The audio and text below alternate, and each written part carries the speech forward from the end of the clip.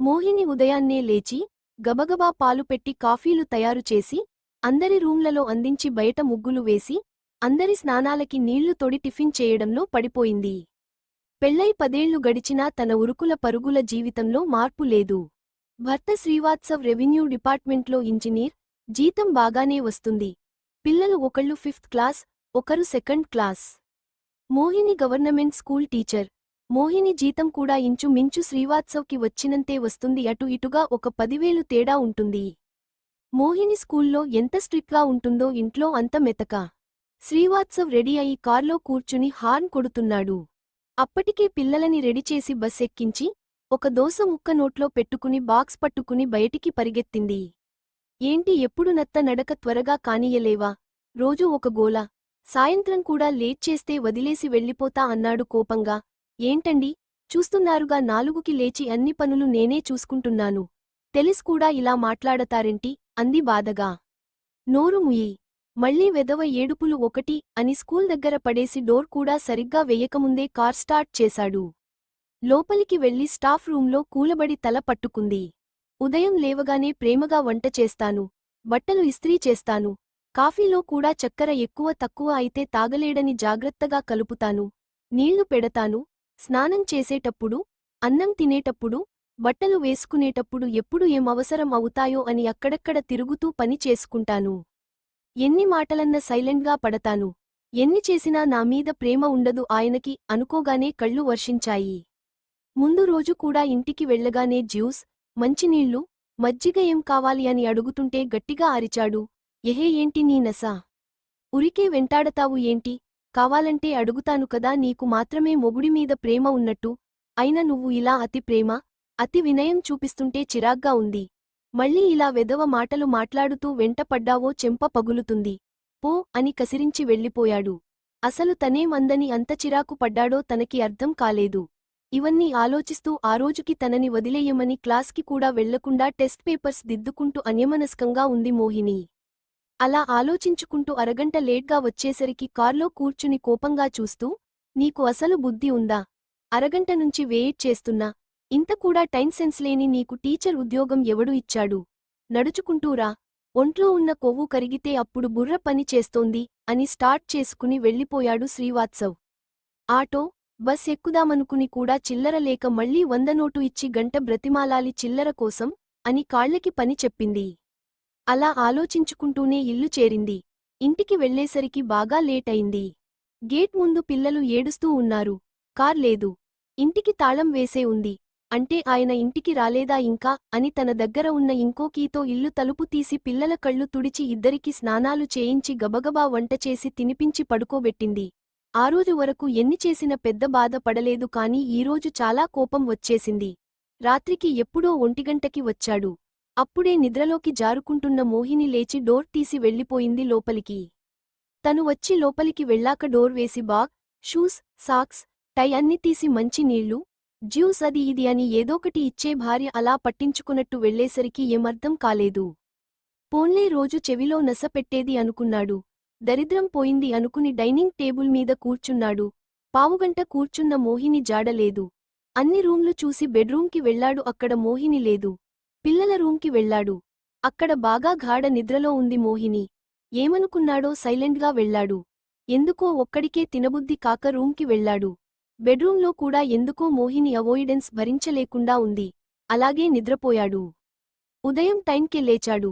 పక్కన టేబుల్ మీద కాఫీ ఉంది. రోజు ఎదురొచ్చి నవ్వుతూ కళ్లలో ఎంతో ప్రేమతో కనపడే మోహిని లేదు. కాఫీ తాగుతూ కిచెన్లోకి వచ్చాడు. ఇడ్లీ, చట్నీ చేసి మధ్యాహ్నంకి టమాటా పప్పుకి తాలింపు వేస్తుంది. మోహిని ఏం కూర చేస్తున్నావు అన్నాడు.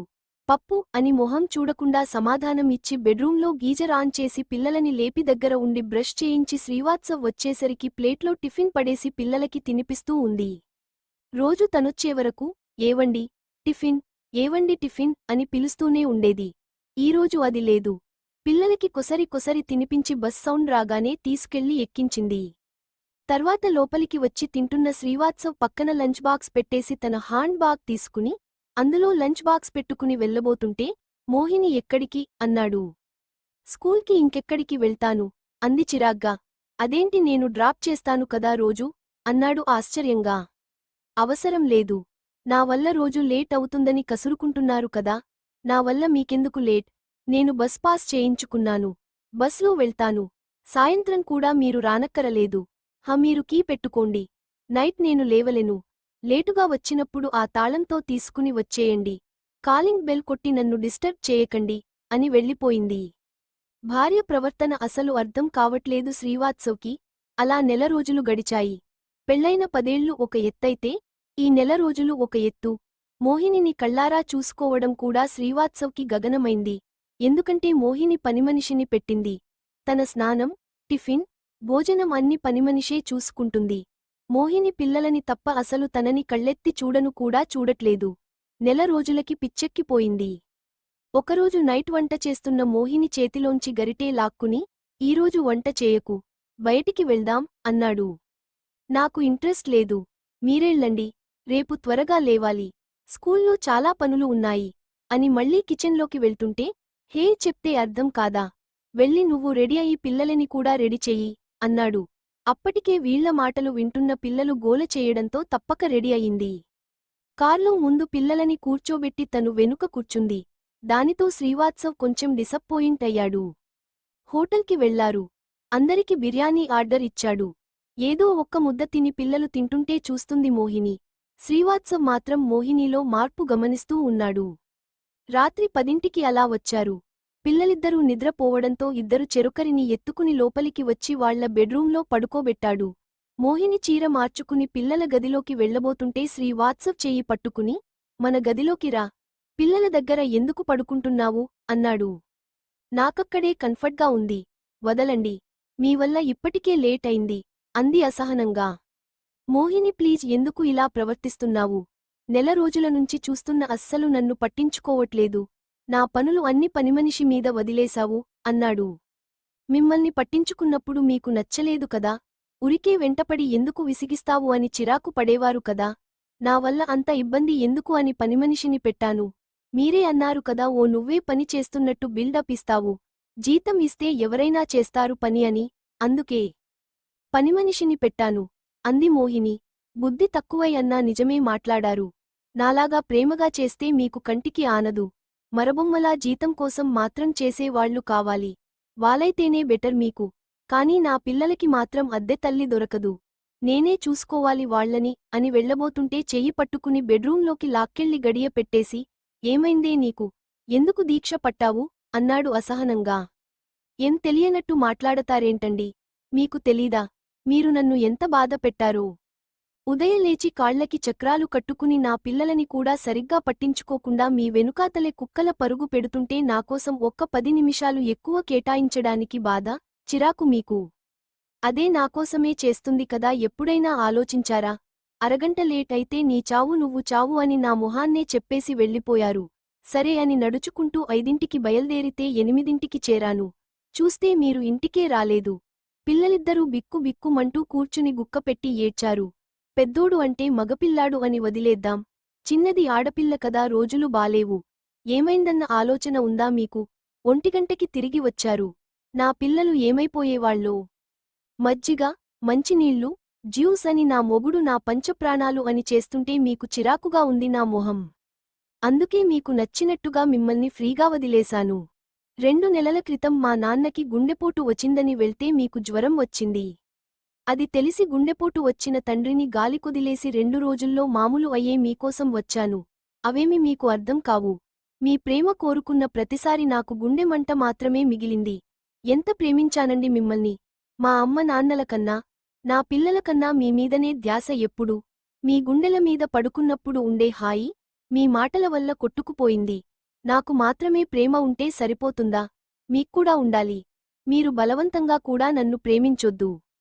ప్రపంచం మొత్తం ప్రేమమయం అంటారు కానీ కాదు, స్వార్థపూరితం. అందులో మీరు ఉన్నారు. ఇప్పుడు మీ వెనుక మీకు ఇంపార్టెన్స్ ఇస్తూ తిరిగే పెళ్ళాం మొహం చాటింది కాబట్టి ఆ అటెన్షన్ కోసం బాధపడుతున్నారే కానీ నా మీద ప్రేమతో కాదు. ఇవన్నీ చూస్తూ మీ దగ్గర ఎందుకు ఉన్నానో తెలుసా?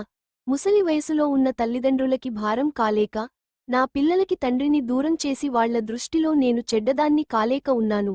ప్రేమ చచ్చిపోయిందండి. ప్రేమ చచ్చిపోయింది మీమీద నాకు. మళ్ళీ రాదు. ఏ అర్ధరాత్రి వచ్చిన నేనేం అనుకోను. మిమ్మల్ని ఉరికే ఎదురుపడి విసిగించను. భార్య ప్రేమని భారం అనుకునే మీకు ఇంతకంటే ఊరట నేను కలిగించలేను. కానీ ఒకమాట చెప్తున్నాను వినండి. నెల క్రితం వరకు మీరంటే పిచ్చి నాకు. ఇప్పుడు కాదు. ఒకే ఇంట్లో ఉంటున్న కొత్త వ్యక్తులం మనం. భార్య లేకుండా మీరుండగలిగినా, నేను లేకుండా నా పిల్లలు ఉండలేరు. గుడ్ నైట్ బాయ్ అని పిల్లల దగ్గరికి వెళ్ళిపోయింది. భార్య మనసులో ఎంత బాధ ఉందో తెలిసాక శ్రీ వాత్సవ్ స్థాణువైపోయాడు.